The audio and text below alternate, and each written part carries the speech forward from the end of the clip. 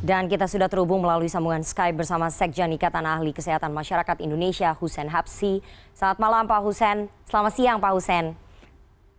Selamat siang, Mbak. Ya, Pak Husein, kasus positif COVID-19 di Indonesia ini terus bertambah. Presiden Jokowi bahkan memprediksi puncak pandemi akan berlangsung pada bulan Agustus atau September. Anda melihat itu sesuai dengan indikator di lapangan, Pak Husein? Ya, artinya indikator keberhasilan itu ya tergantung dari bagaimana prasyarat di lapangan itu benar-benar terlaksana. Yaitu adanya harus konsistensi kebijakan, artinya aturan-aturan PSBB yang ketat harus betul-betul dilaksanakan. Kemudian juga tergantung dari perilaku masyarakat juga. Kalau masyarakat betul-betul menerapkan protokol kesehatan, betul-betul menjadikan budaya pola hidup bersih dan sehat, selalu pakai masker, cuci tangan, jaga jarak, kemudian juga kapasitas untuk sarana deteksi kasus, kemudian juga isolasi mandiri, kemudian juga tentang kesiapan infrastrukturnya berjalan dengan baik, bisa jadi akan bisa tercapai itu. Tapi jika hal itu tidak terlaksana, itu bisa jadi puncak kasus akan bergeser begitu. Pak Husein, Anda melihat kepatuhan masyarakat kita ini bagaimana? Karena ternyata ada public trust yang menurun terhadap pandemi COVID-19. Apakah memang masyarakat kita sudah mulai tidak begitu percaya dengan adanya pandemi COVID-19 ini? Ya, memang merubah perilaku ini sesuatu yang tidak mudah ya. Artinya perlu waktu menjadi budaya, menjadi lifestyle ya, kehidupan masyarakat. Jadi cuci tangan pakai sabun yang sekarang ini sudah gencar dilaksanakan, mungkin dulu sesuatu yang sangat tidak pernah dilaksanakan. Sehingga sesuatu yang baru ini untuk jadi kebiasaan memang masih sulit begitu. Sehingga memang perlu terus-menerus upaya untuk penyadaran masyarakat ini sehingga benar-benar menjadi gaya hidup yang terus dilaksanakan dalam kehidupan sehari-hari. Nah, saat ini karena ini masih merasa bukan sesuatu yang menjadi budaya hidup, mereka itu melaksanakannya mungkin tidak dengan kesadaran sendiri. Pakai masker mungkin juga belum tentu yakin bahwa ini benar-benar untuk mencegah penularan kasus begitu. Tapi lebih karena mungkin melihat orang lain pakai, dia pakai, seperti itu. Cuci tangan pakai sabun juga mungkin karena ada keterpaksaan melihat orang lain pakai, bukan kesadaran sendiri. Oke, Pak Husein. Hal itu masih berlangsung di masyarakat. Pak Husein, tingkat kesadaran masyarakat kita masih rendah dan pemerintah mulai mempertimbangkan penerapan sanksi pidana dan juga denda kepada masyarakat yang dinilai tidak disiplin atas protokol kesehatan. Anda menilai ini akan efektif? Kami merasa penerapan denda ini sesuatu yang baik sekali untuk diterapkan dan mudah-mudahan akan efektif. Karena jika tidak ada denda, masyarakat mungkin akan tidak serius untuk melaksanakan kebiasaan hidup yang baik itu. Dengan adanya denda, masyarakat akan berpikir ulang begitu. Sehingga kesadarannya belum terbentuk, tapi dengan ada denda, dia lebih khawatir dengan dendanya itu. Ini budaya di masyarakat kita. Saya rasa ini perlu sekali untuk diterapkan penerapan denda ini. Pak Husein, bagaimana kemudian monitoring dan juga evaluasinya di lapangan kalau kemudian semua aparat penegak hukum ataupun Satpol PP harus memantau penuh penerapan pemakaian masker dan kemudian masyarakat yang tidak menggunakan masker ataupun menerapkan protokol kesehatan akan didenda. Apakah tidak sulit kemudian monitoring dan juga evaluasinya, Pak Husein? Ya, ini tentu saja kan perlu partisipasi semua lapisan. Artinya Satpol PP dan lain-lain perlu didukung juga oleh tokoh-tokoh masyarakat setempat. Karena itu gerakan ini harus didukung oleh semua pihak begitu. Artinya pimpinan-pimpinan wilayah, RT, RW, komunitas ini harus ikut membantu begitu. Nah, sehingga proses untuk pengenaan denda ini benar-benar bisa terbantu begitu. Pak Husein, ini tidak kemudian merugikan masyarakat di tengah roda perekonomian yang berjalan melambat.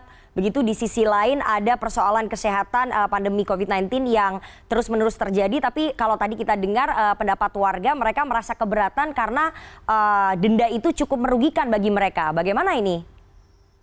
Ya, saya rasa mungkin begini, pada awalnya mungkin mengagetkan, itu biasa ya. Tetapi sebenarnya kan yang diminta itu kan pakai masker rutin. Sebenarnya kan masker itu harganya relatif terjangkau, bukan sesuatu yang sangat mahal begitu.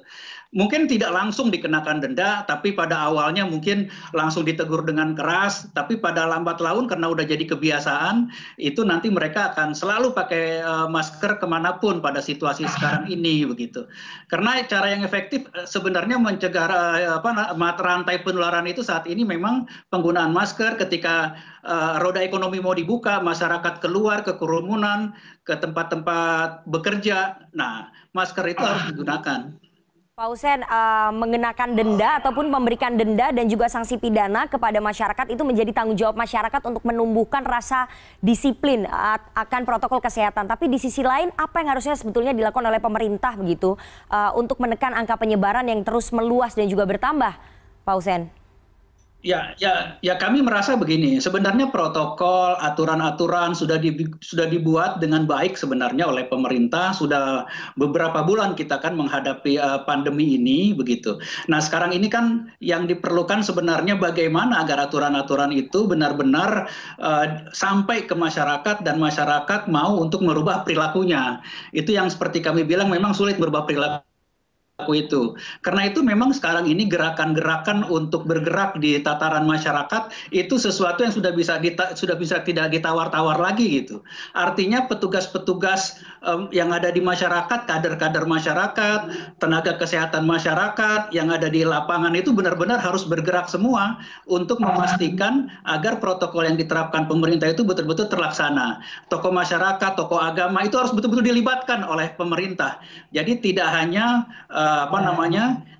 aturan saja dibuat, tapi pemberdayaan mereka, kasih fasilitas mereka agar mereka bisa bergerak begitu untuk memberikan edukasi perubahan perilaku di masyarakat begitu.